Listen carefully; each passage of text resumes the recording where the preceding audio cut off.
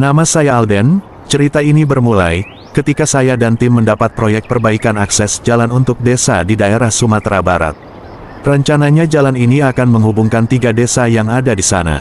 Tim saya terdiri dari 3 orang, ada Heru dan Toge yang menemani saya untuk survei ke daerah tersebut. Ternyata memang benar, akses jalan ke daerah tersebut sudah jelek dan rusak.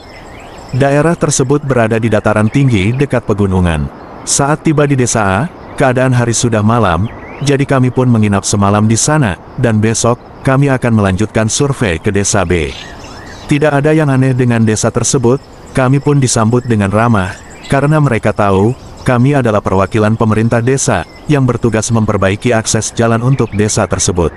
Akses jalan dari desa A ke desa B, belum bisa menggunakan mobil, kami harus melewati sungai besar, dan warga di sana membuat jembatan dari bambu, untuk melewati sungai tersebut. Kami pun dipinjamkan 2 motor, untuk melanjutkan survei ke desa B. Ketika sampai di desa B, kami sudah disambut oleh kepala desa, dan telah disuguhkan makan siang di sana. Setelah survei di desa B selesai, kami pun pamit dan akan melanjutkan survei ke desa C, tapi orang desa B seperti melarang kami untuk melanjutkan perjalanan ke desa C. Mereka bilang orang dari desa C itu aneh-aneh, dan mereka itu tinggal di tanah yang terkutuk. Kami anggap semua itu kepercayaan orang desa saja, kami tidak percaya dengan apa yang dimaksud tanah terkutuk itu, dan kami akan tetap melanjutkan survei ke desa C, sesuai dengan perintah kerja dari kantor. Akhirnya kami pun melanjutkan perjalanan ke desa C, tapi orang desa B berpesan, jangan terlalu lama di desa C, usahakan kembali ke desa B sebelum malam tiba. Akses jalan menuju desa C sangat sulit untuk dilalui, rumputnya masih sangat tinggi, seperti tidak pernah dilalui oleh manusia, dan arah jalannya seperti akan masuk ke dalam hutan. Di sepanjang jalan, banyak sekali pohon yang dililit oleh kain hitam, kami juga melihat ada sebidang tanah kosong seperti lapangan, tapi anehnya, di sana banyak ditancapkan orang-orangan sawah yang mengitari sebuah pohon besar, yang sudah terlihat kering dan sudah mati. Ketika tiba di desa C, orang di sana seperti heran melihat kedatangan kami, mereka melihat kami dengan tatapan sinis. Kami pun bertemu kepala desa di sana yang dipanggil Ungku. Ternyata mereka tidak tahu bahwa akan ada proyek perbaikan akses jalan ke desa tersebut. Sepertinya sosialisasi tentang perbaikan jalan ini tidak sampai ke desa tersebut, dan kami pun menjelaskan lagi bahwa ini adalah proyek dari pemerintah desa. Tapi Ungku dan orang-orang dari desa C menolak proyek tersebut, dengan alasan bahwa proyek tersebut bisa merusak alam. Orang dari desa C ini terlihat ketus dan tidak ramah, berbeda sekali dengan orang dari desa sebelumnya yang kami temui. Setelah semua survei sudah dilakukan, kami pun berniat untuk izin pulang, karena saat itu waktu sudah menunjukkan jam 5 sore. Tapi saya teringat bahwa saya belum sholat asar, dan saya pun menanyakan ke Ungku, lokasi musola di desa tersebut, tapi ternyata di desa itu tidak ada musola, ataupun tempat ibadah agama lainnya. Ketika berkeliling desa, saya melihat ada sebuah gedung aula, tempat orang desa melakukan rapat, atau acara pernikahan. Saya pun berinisiatif untuk sholat di aula tersebut, kemudian saya izin ke Ungku, untuk ke kamar mandi dan wudhu di sana. Selanjutnya saya pergi ke aula tersebut untuk sholat, sedangkan Heru dan Toge tetap melanjutkan survei di desa tersebut. Ketika saya sholat, dan bangun dari sujud rakaat pertama, tiba-tiba posisi sholat saya berubah, menjadi membelakangi kiblat. Saya pun mulai merasa ada yang tidak beres dengan desa tersebut. Setelah selesai sholat, saya segera mengajak kedua teman saya untuk pamit pulang dari desa tersebut. Tapi tiba-tiba motor kami mogok, ketika dicek ternyata bensinnya bocor dan tangki bensinnya sudah kosong. Akhirnya kami putuskan untuk berjalan saja menuju desa B, sambil membawa motor yang mogok itu. Tapi di perjalanan kami melihat seperti ada hewan di semak-semak, matanya bersinar dan tubuhnya hitam pekat, seperti macan kumbang.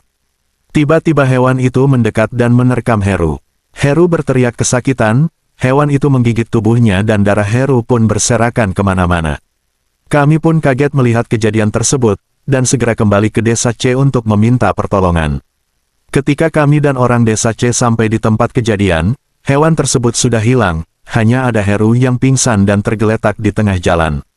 Tapi anehnya, darah yang kami lihat saat Heru diserang hewan tersebut, sudah tidak ada, dan Heru pun seperti tidak ada luka sama sekali. Kemudian orang dari desa C membawa Heru ke tanah kosong yang terdapat banyak orang-orangan sawah, Lalu mereka menyembelih seekor kambing, dan mengucurkan darah kambing ke pohon besar yang ada di sana. Mereka juga menutup orang-orangan sawah itu dengan kain hitam. Orang desa C menjelaskan bahwa itu adalah ritual untuk mengembalikan kesadaran Heru. Mereka pun berdoa dan membaca-bacakan mantra di depan pohon besar tersebut. Seketika Heru pun tersadar dan dia bingung dengan apa yang sedang terjadi saat itu. Setelah Heru sadar, dia dibawa ke desa C dan istirahat di rumah Ungku. Tapi kami disuruh untuk tidur di aula saja, hanya Heru yang diperbolehkan istirahat di rumah Ungku. Saya pun mengajak Toge untuk sholat berjamaah di aula tersebut, dan kami kembali ke rumah Ungku untuk izin ikut ke kamar mandi dan berwudu di sana. Tapi kami disuruh untuk ke rumah orang desa yang lain saja, dan diarahkan ke rumah di sampingnya. Kami pun diizinkan untuk ikut ke kamar mandi di rumah tersebut, tapi setelah tahu kami ke kamar mandi untuk berwudu, dan akan sholat di aula, pemilik rumah tersebut marah, dan meludahi kami. Dia mengatakan bahwa di desa tersebut dilarang untuk beribadah, dan kami pun diusir dari rumah tersebut. Saya merasa semakin yakin, bahwa ada yang tidak beres dengan desa tersebut, rasanya ingin segera pergi dari desa itu, dan saya juga sangat khawatir dengan keadaan Heru. Kenapa kami tidak diperbolehkan untuk menemani Heru di rumah Ungku? Semoga tidak terjadi apa-apa dengan Heru di sana. Kami pun segera kembali ke aula, tetapi di perjalanan, terlihat dari kejauhan, seperti ada orang yang terus melihat ke arah kami, badannya gelap dan memakai mahkota emas di kepalanya. Ketika sampai di aula, saya putuskan untuk tayamum saja dan segera melakukan sholat. Saat saya sholat, tiba-tiba Toge berteriak dan gemetar memegangi kaki saya. Hal itu tidak mempengaruhi ibadah saya, malah saya semakin khusyuk sholat dan berdoa meminta perlindungan.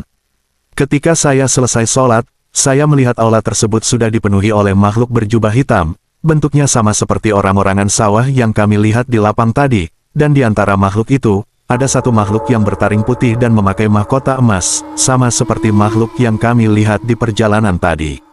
Ketika saya sedang berdoa, dan memejamkan mata, tiba-tiba terdengar suara keributan dari arah desa, dan ketika saya membuka mata, semua makhluk itu pun sudah menghilang. Dengan badan yang masih gemetaran, kami pun segera bergegas menuju arah keributan tersebut. Ternyata orang dari desa A dan desa B, datang mencari kami, karena mereka khawatir, sudah larut malam, tapi kami belum kembali ke desa mereka. Kami bertiga pun dibawa untuk istirahat saja di desa A. Di perjalanan ketika melewati lapangan yang sebelumnya banyak orang-orangan sawah, tiba-tiba semua orang-orangan sawah itu menghilang, hanya ada sebuah pohon besar di sana. Kami pun sangat berterima kasih kepada orang desa A dan B, karena telah mencari kami sampai ke desa C. Kalau tidak ada mereka, tidak tahu apa yang akan terjadi pada kami bertiga. Kami juga menceritakan bahwa saat kami mau pulang ke desa B, motor kami mogok dan bertemu dengan macan berwarna hitam. Tapi orang desa A dan B mengatakan bahwa tidak ada macan di lingkungan mereka, paling hewan liar yang ada cuman ular dan babi hutan. Kemungkinan macan itu adalah hewan jadi-jadian. Memang orang dari desa C itu dianggap sesat. Selain tidak ada tempat ibadah di sana, mereka juga diketahui menyembah sebuah pohon besar yang ada di lapangan tersebut, karena diyakini ada sosok makhluk yang bisa mengabulkan permintaan mereka. Ternyata, ada beberapa orang dari desa A dan B yang telah terpengaruh oleh ajaran sesat tersebut. Dipercaya bahwa, siapa saja orang yang meminta ke pohon besar tersebut, keinginannya pasti akan terpenuhi. Orang-orang dari desa A dan B yang sakit menahun dan frustasi, mencoba hal tersebut dan ternyata bisa sembuh, sehingga mereka memutuskan untuk menyembah pohon besar tersebut, dan menjadi warga tetap di desa C. Oleh karena itu, orang desa A dan B, mulai menjaga jarak, dan menentang ajaran orang desa C, karena mereka menganggap orang desa C itu mengajarkan aliran sesat. Keesokan harinya, ketika kami akan berangkat ke kantor, tiba-tiba Heru menghilang. Menurut orang desa A, kemungkinan Heru kembali ke desa C, karena berdasarkan kejadian yang sebelumnya, siapa saja orang yang berhubungan dengan orang desa C, biasanya akan terpengaruh, dan menjadi warga tetap di sana, apalagi Heru pernah menjadi objek ritual di pohon besar tersebut. Segera saya dan beberapa warga desa A pergi menuju desa C, ternyata benar, Heru berada di sana, tapi saat kami ajak pulang, dia menolak, dan merasa nyaman untuk tinggal di desa C. Dengan berat hati, saya pun meninggalkan Heru di sana, dan saya melaporkan semua kejadian tersebut ke kantor. Pihak kantor dan keluarga Heru pun segera membuat laporan ke kepolisian, bahwa adanya ajaran sesat di desa tersebut, dan Heru pun dipaksa pulang oleh keluarganya, sedangkan Ungku ditangkap oleh pihak kepolisian.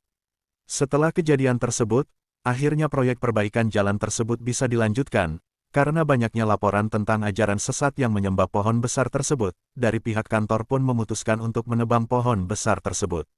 Entah kebetulan atau memang ada kaitannya, ketika pohon besar itu ditebang, Ungku yang berada di penjara, tiba-tiba meninggal, dan warga desa C setelah mendapatkan penyuluhan tentang agama, akhirnya mereka semua bisa tersadar dari ajaran sesat tersebut.